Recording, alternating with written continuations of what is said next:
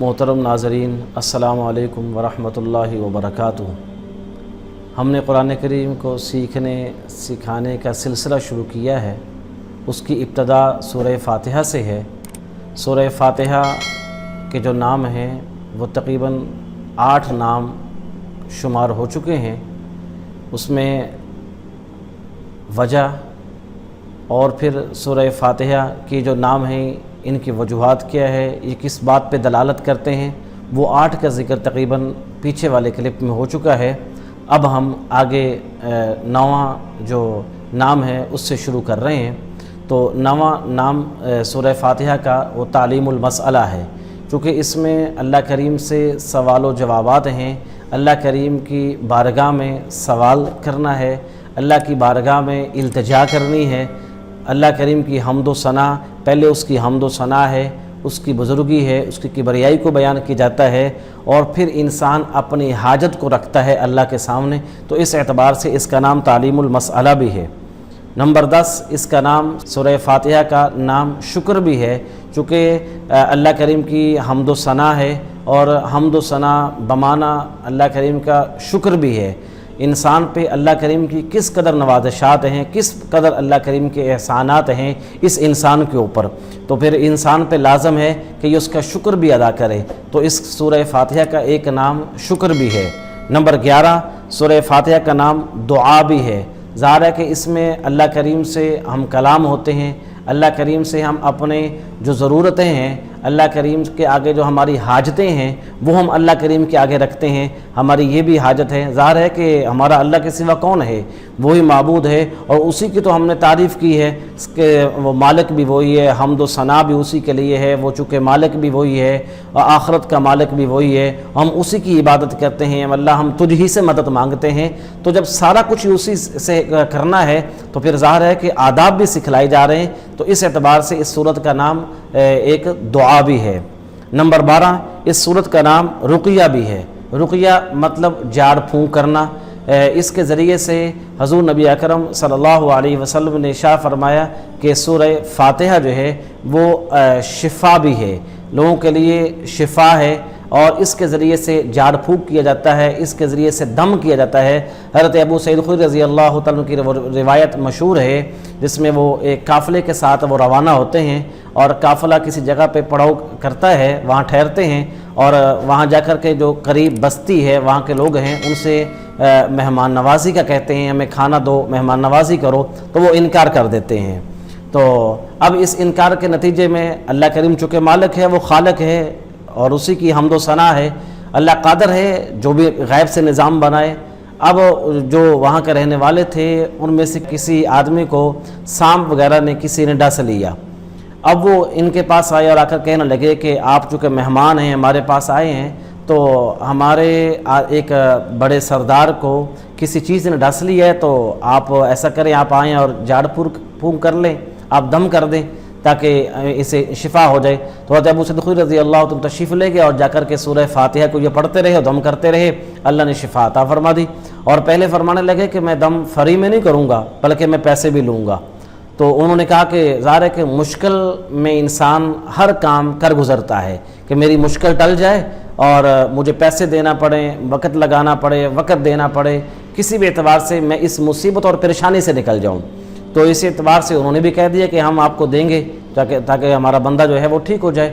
تو انہوں نے سورہ فاتحہ کا دم کیا، وہ پڑھتے رہے، تو اللہ نے اسے شفا دے دی، اور پھر وہ 40 بکریاں تقریباً جو ہیں وہ انہیں ملی، جو معاوضہ انہوں نے طے کیا تھا، وہ بکریاں لیں اور لے کر کے اللہ کے نبی صلی اللہ علیہ وسلم خدمت میں حاضر ہوئے۔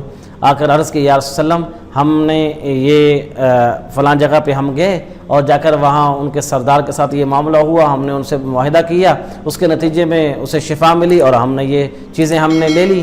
تو اللہ کے نبی صلی اللہ علیہ وسلم نے فرمایا کہ تمہیں کیسے پتہ چلا کہ اس میں شفا ہے؟ انہوں نے کہا، یا رسول اللہ، بس میں یہ پڑھتا رہا تو شفا مل گئی۔ تو اللہ کے نبی صلی اللہ علیہ وسلم نے فرمایا کہ اس صورت میں شفا ہے۔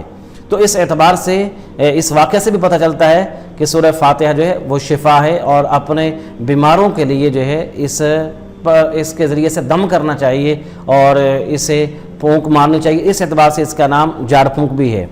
نمبر 13، اس سورت کا نام جو ہے سورہ واقعہ بھی ہے، بچانے والی، یعنی یہ صورت ہر مصیبت، ہر پریشانی، ہر طرح کے مصائب اور حالات سے یہ صورت بچانے والی ہے، ظاہری طور پر بھی اور باطنی اعتبار سے بھی۔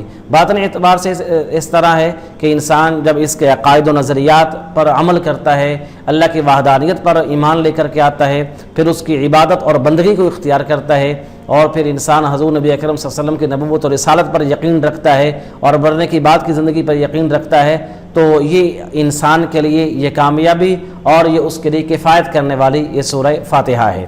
اور اس اعتبار سے اس سورت کا نام کنز بھی ہے۔ نمبر 14، اس سورت کا نام کنز ہے، یعنی کنز جو ہے وہ خزانے کو کہتے ہیں۔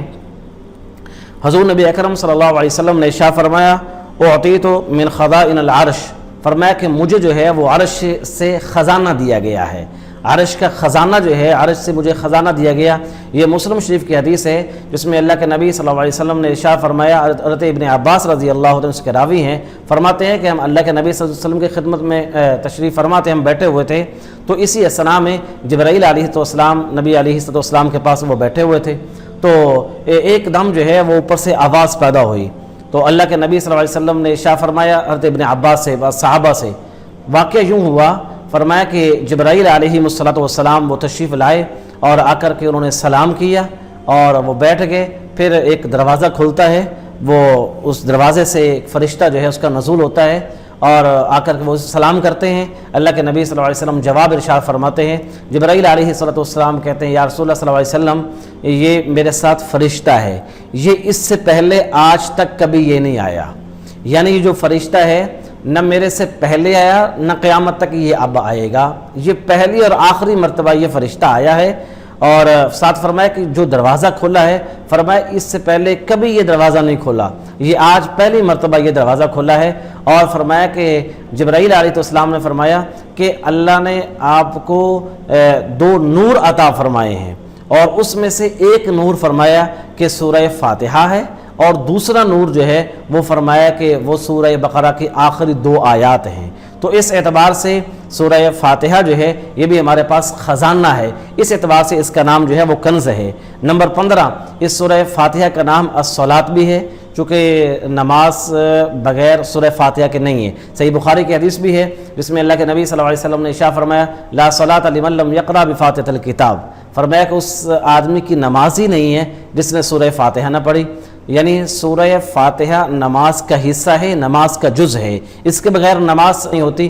تو اس اعتبار سے اس سورت کا نام سورہ صلاۃ بھی ہے، یعنی یہ وہ نام ہے جو کہ حدیث کی مختلف کتابوں میں یہ نام موجود ہیں، اور اللہ کریم ہمیں جو ہے صحیح معنوں میں سورہ فاتحہ کو سمجھنے اور صحیح معنوں میں اس پر عمل کرنے کی توفیق عطا فرمائے۔ وما علینا الا البلاغ۔